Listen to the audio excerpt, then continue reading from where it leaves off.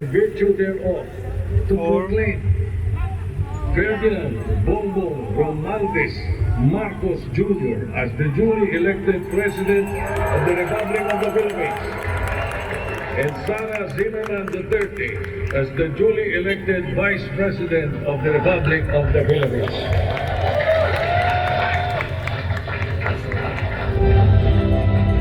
To administer the oath of office to President-elect Ferdinand Romualdez Marcos Jr., Chief Justice Alexander G. Gasmundo. May we request on stage Attorney Liza Araneta Marcos.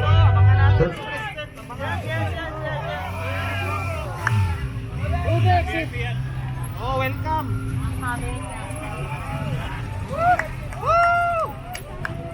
The president maybe, I don't know, cabinet.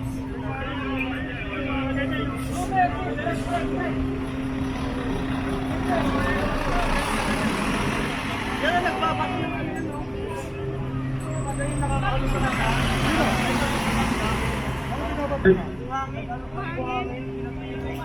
Ferdinand Alexander Sandro Marcos, Joseph Simon Marcos, and William Vincent Marcos to witness the oath taking.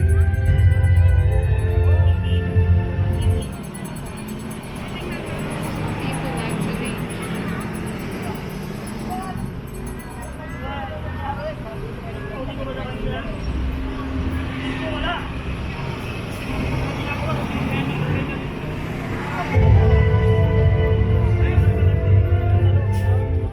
One person in each bus. Ay, longos na naman siya.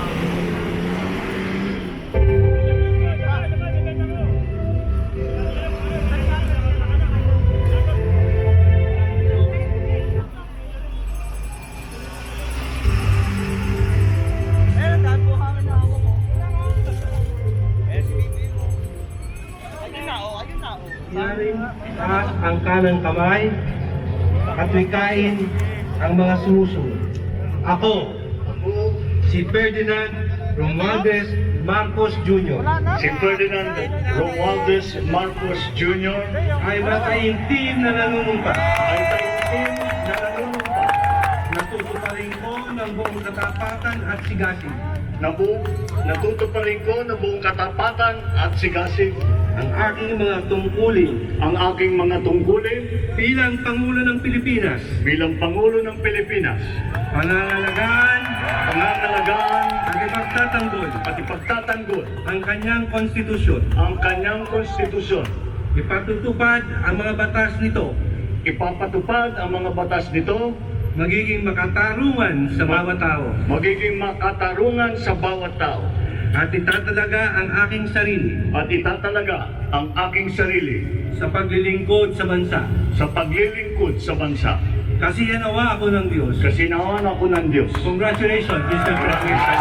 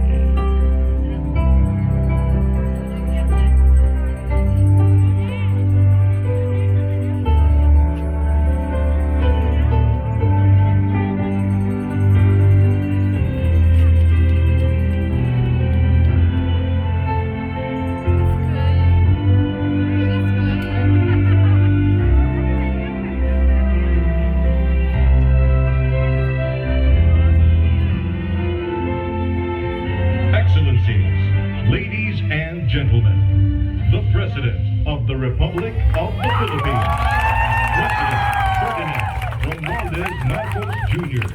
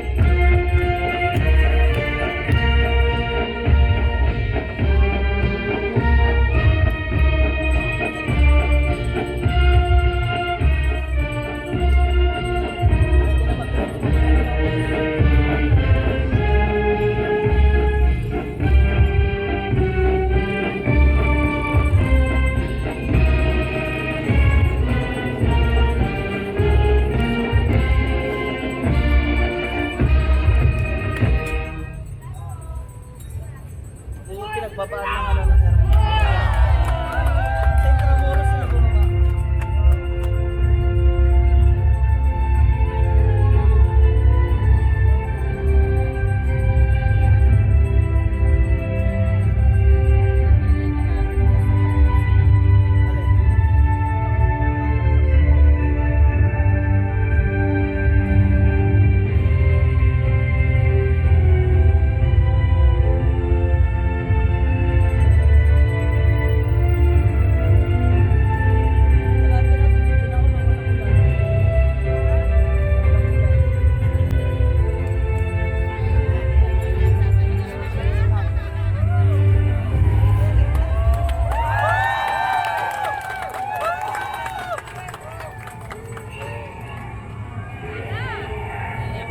His Excellency David Hurley, Governor General of Australia, and First Lady Linda Hurley, Their Excellencies, Special Envoys, and Heads of Delegations, His Excellency, Most Reverend Charles John Brown, and the esteemed members of the Diplomatic Corps, Vice President Sara Duterte, President Fidel Ramos, President Joseph Ejercito Estrada, President Gloria Macapagal Arroyo, Senate President Vicente Soto III, and the honorable members of the Philippine Senate, House Speaker Lord Alan J. Velasco, and the honorable members of the House of Representatives, Chief Justice Alexander Gesmundo, and the Honorable Justices of the Supreme Court, of course, First Lady Lisa Araneta, and my children, Alexander, Sandro, Simon, and Vincent. I cannot proceed without a special greeting, of course, to the former First Lady Imelda Romualdez Marcos.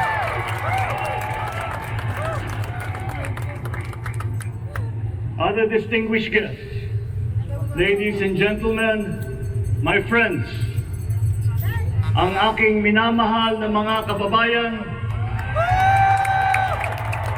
magandang tanghali po sa inyong lahat.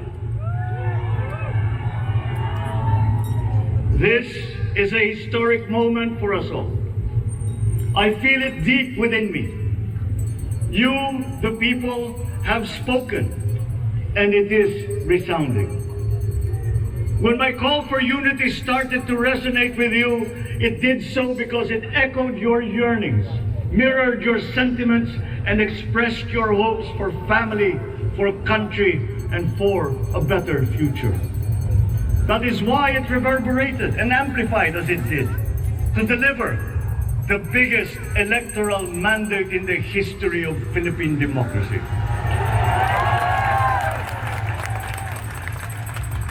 By your vote, you rejected the politics of division. I offended none of my rivals in this campaign.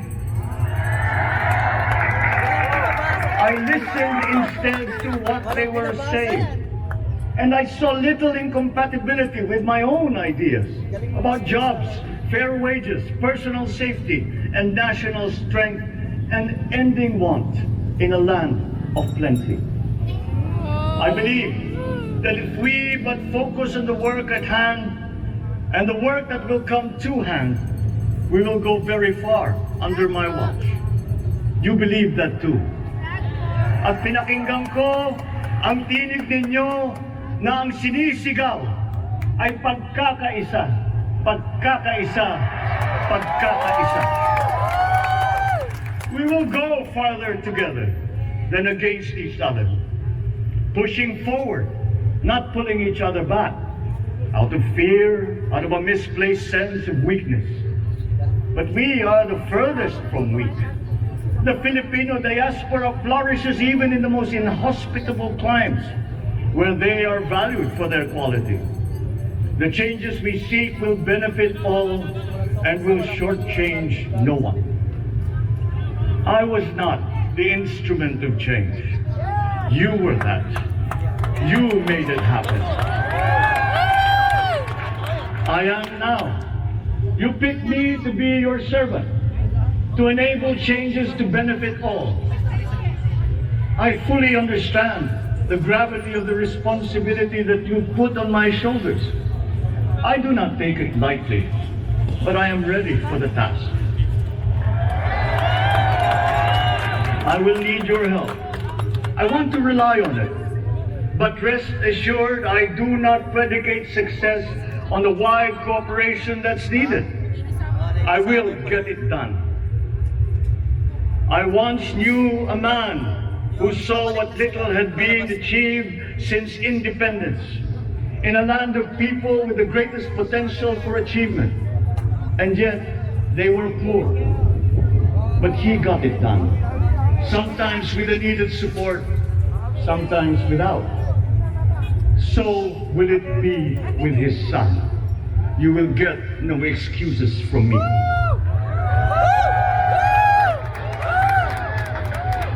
I am here not to talk about the past. I am here to tell you about our future. A future of sufficiency, even plenty, of readily available ways and means to get done what needs doing. By you, by me. We do not look back, but ahead. Up the road that we must take to a place better than the one we lost in the pandemic. Gains made and lost, opportunities missed, well-laid plans superseded by the pandemic. Indeed, ours was the fastest growing economy in ASEAN by ways now outdated. We shall be again by a radical change in the way the world must now work to recover what we have lost in that fire and move on from there. We face prospects of the spread of the war abroad, of which we are totally blameless. We seek friendship with all. But countries like ours will bear the brunt of it. And if the great powers draw the wrong lessons from the ongoing tragedy in Ukraine, the same dark prospect of conflict will spread to our part of the world. Yet, there is more out there. Like going forward by new ways of doing that the pandemic forces to adopt. A stronger resilience, quicker adaptability. They are our best prevention. They are our best protection. Quiet reflection in a rough and tumble campaign of a breadth and intensity never experienced revealed some of them. Such as the willingness to listen despite the noise, the hesitation to quarrel over differences, and to never ever give up hope of reconciliation. These gave me the peace to ponder deeper. There are hints of a road not taken that could get us out of here quicker to something better, something less fragile. There is also what what you, the people, did to cope. But this time, empowered by new techniques and more resources. You got by, getting some of what you needed with a massive government help. And for this, I thank my predecessor for the courage of his hard decisions. But there is a way to put more means and choices in your hands. I trust the Filipino. Imagine how much more you'd achieve if government backstops instead of dictating your decisions. Always there to pick you up when you fall, giving what you need to get past a problem. Imagine if it invested in your self-empowerment to bring it closer to taking on whatever challenges come. Imagine a country that, in almost every sense, is you. Now imagine what you and government can achieve together. We did it in the pandemic. We will do it again. But again, I will not predicate my promise to you on your cooperation. You have your own lives to live, your work to do, and there too I will help. Government will get as much done alone without requiring more from you. That is what government and public officials are for. No excuses, just deliver. It was like that once upon a time.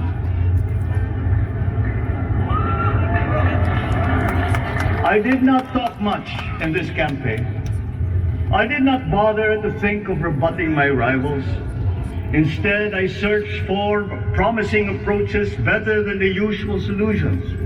I listened to you. I did not lecture you who has the biggest stake in our success. And the forthcoming State of the Nation will tell you exactly how we shall get this done. In this fresh chapter of our history, I extend my hand to all Filipinos.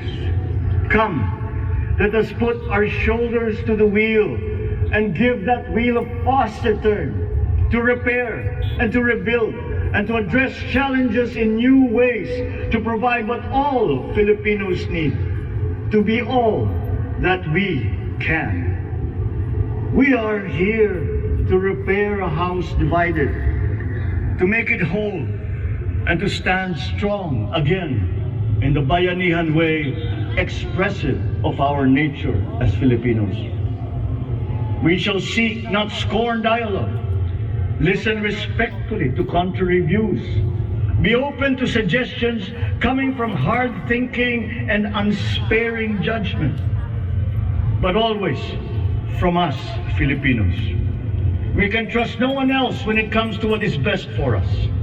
Past history has often proven that. Solutions from outside divided us. None deepened our understanding. They were always at our expense. Never forget, we are Filipinos. One nation, one republic, indivisible. We resisted and never failed to defeat foreign attempts to break up our country in my father's watch. His strongest critics have conceded that. So let us all be part of the solution that we choose. In that lies the power to get it done. Always be open to differing views, but ever united in our chosen goal. Never hesitating to change it, should it prove wanting. That is how agile, resilient republics are made. Our future we decide today. Yesterday cannot make that decision anymore, nor can tomorrow delay it. The sooner we start, the surer and quicker the prospect of achieving our future. These are troubling times. What's happening to others can happen to us, but it will not. We see what's happening. We are witness to how it is being stopped, and we have seen the glory that crowns struggle against all odds. Giving up is not an option. We've been through times of bitter division, but united, we came through to this when it shall begin again, but better. The campaigns I've run have taken me here where I stand today. I listened to you, and this is what I have heard. We all want peace in our land. You and your children want a good chance at a better life in a safer, more prosperous country. All that is within reach of a hard-working, warm, and giving race. Your dreams are mine. Pangarap nyo ay pangarap ko. How can we make them come true? How can we do it together? But I will take it as far as anyone with the same faith and commitment can, as if it depended entirely on himself. Sa pangarap na maging mapayapa ang ating bansa, ang pangarap nyo ay pangarap ko. Sa pangarap na maging maunlad ang ating bansa, ang pangarap nyo ay pangarap ko. At sa pangarap na maging mas masinan ang kinabukasan natin at ng ating mga anak, ang pangarap nyo ay pangarap ko. We are presently drawing up a comprehensive, all-inclusive plan for economic transformation. We will build back better by doing things in the light of the experiences that we have had, both good and bad. It doesn't matter. No looking back in anger or nostalgia. In the road ahead, the immediate months will be rough, but I will walk that road with you. The pandemic ravaged bigger economies than ours.